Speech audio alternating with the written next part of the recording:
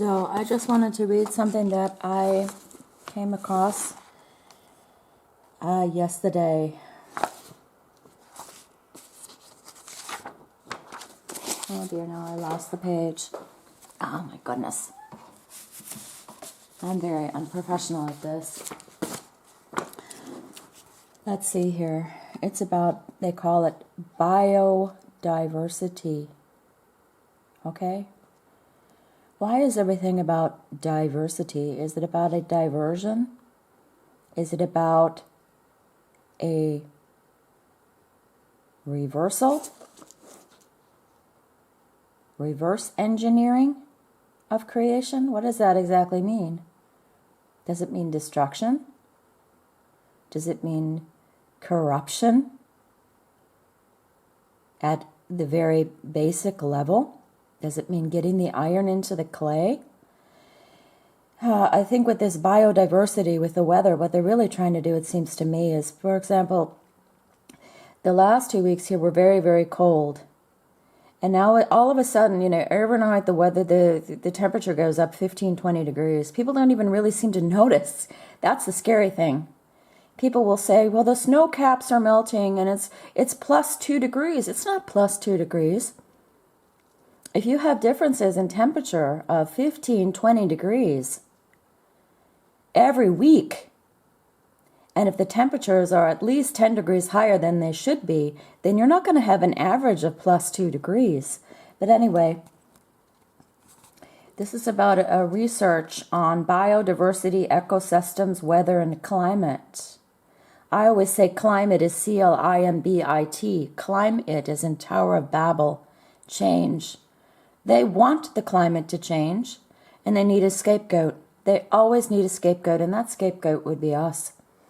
I was talking to somebody yesterday about heating. I said, we don't need all this gas and electricity. That's what's killing everything. Take a look around you. Look at all the antennas that they've got propped up and installed on building tops and freestanding electric wires and that. Is that really necessary? Do we really know what all that is exactly for? When I was reading a book about Crazy Horse, they were talking about them and having installed these electric lines back in the day. And I read, years ago, that they've had communication systems like walkie-talkies and that for thousands of years. This is how they would get information to each other, the top dogs. You see, not everything is as it appears to be, and we're completely left in the dark. That's why we need to seek enlightenment through the Father of Lights, with whom there is no variableness, neither shadow of turning. He will give us all the information we need. We do not need to run to gurus or anything like that. We sit down with the Word, we read it, the Bible, which has been corrupted from A to Z, especially where the genealogy is concerned, but it's written in such a way that if you want to, you can realize that Joseph is the princely tribe and not Judah. Through all of the prophecies. Take a look at the website of Paul Coward. Paul Coward, C-O-W-A-R-D. He has a very thick Texas sprawl. I think he lives in Arkansas now. But he knows what it's about. He knows about Joseph. He knows about Shiloh. He knows about Israel. It has always been about Israel. Judah was removed. When he dipped that coat of Joseph's in blood, he did something very egregious to himself and his people, but God made a promise, and he will always sift out the bad seed, as per Amos 9:9, toward a glorious end for those of us who endure and overcome. So I'm just reading, I'm not going to mention the source here. It says, research foci of simulations running within the consortia include simulations of fires and their effects on the vegetation structure of the carbon cycle. Now, why would you need to do a simulation of a fire? This is my commentary. It's always about destruction, you see. It's never about anything. The thing is this, if they would just leave well enough alone instead of researching. Have you ever wondered what they mean by research? What are they searching for again? If you look at CERN, they're talking about tracking and tracing. What are they tracking? They're trying to unleash. In fact, they're being very successful at it. They're unleashing demons upon this earth. They're unleashing havoc and chaos. And I do believe that the virus hoax was the kickoff of the whole thing, the beginning of it. So my cats are in the background. They're playing with one another. So here we are. Research foci. Influence, including simulations of fires and their effects on the vegetation structure of the carbon cycle, the influence of large herbivores on ecosystem processes, consequences of climate change for forests. Well, we can see what the consequences are. They're dead here. I've shown many times the dead forests here in Germany. Oh, don't worry, they'll just plant new trees. Okay, right. Effects of climate change on the carbon cycle in South Africa. There's always this focus, on South Africa, on the people who went there. I do believe they were one of the tribes of the Hebrews, and they've been trying to destroy them. Unfortunately, I can't think of their name. They're the Dutch people who went down, the Afrikaans people, who went down to South Africa. And the Boers, I believe, the Boers.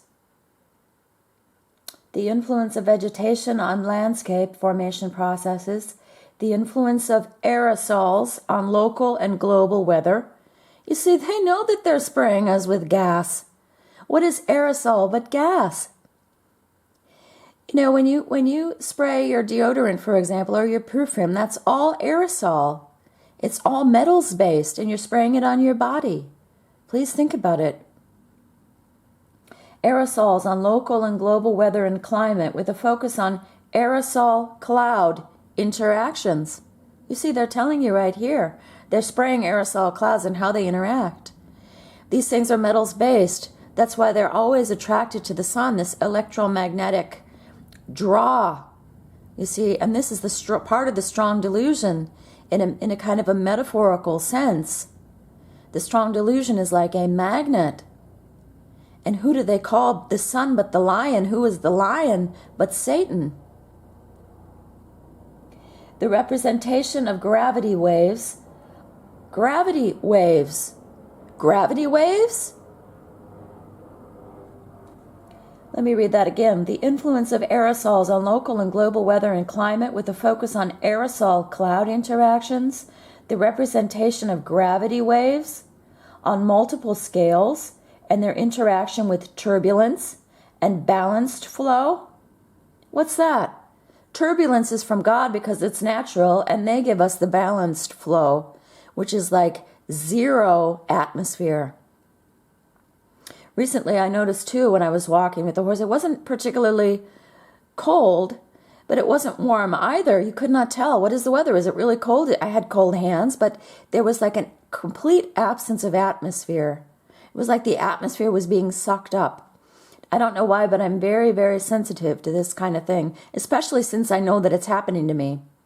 I know many people are oblivious. That's why I'm trying to wake them up.